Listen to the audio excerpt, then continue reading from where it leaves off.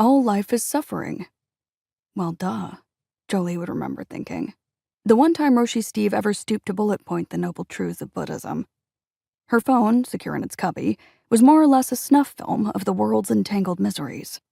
Breadlines, forever wars, the beehives gone silent, the coral reefs bleached white.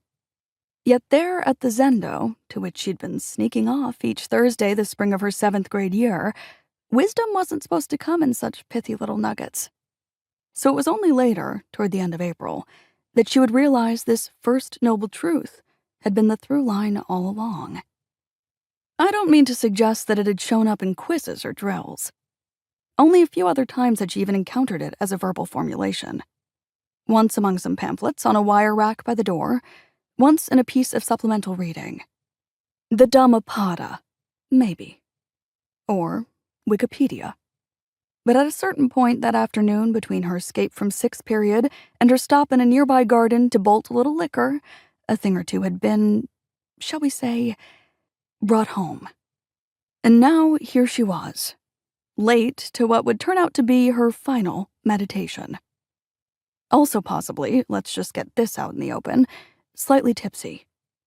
Possibly, obviously, slightly tipsy. Vodka was undetectable on the breath, people said. But it's not like Jolie Aspern, at that point barely even a teenager, could smell her own breath to check, any more than she could catch the back of her head in a dressing room mirror, or hear her own voice absent the walls of her skull.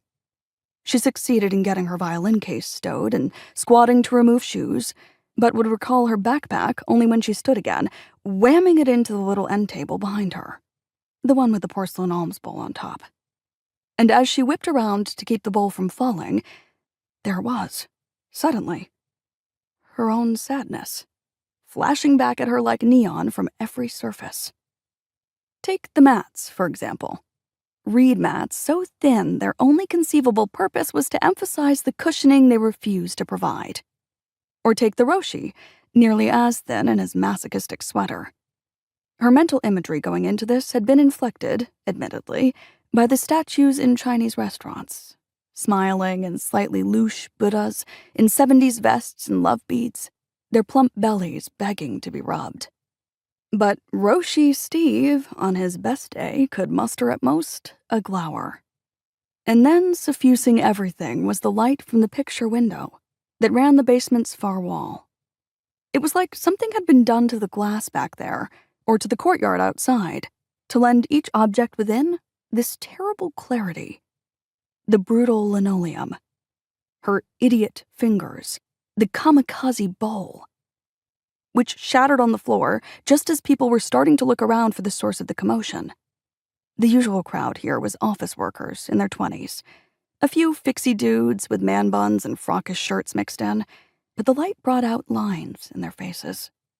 Rivers, she used to call them, running a thumb from the corners of her mother's eyes. "Mommy, another river." Mindfulness on such faces could look like anything from fatigue to a sort of pinched constipation, but never like actual enlightenment. Still, it was the Roshi's gaunt face she would return to later. Could he tell she'd been drinking? Could everyone? In any case, what she saw there when he finally sighed and used his bamboo thingy to indicate a mat wasn't anger, but its opposite. Like, those shards at your feet are an illusion, Jolie, and can wait. Your soul cannot. And the suffering you might spend a whole lifetime trying to writhe away from? Well, that's just what life is, Cupcake. The way of fire is its burning.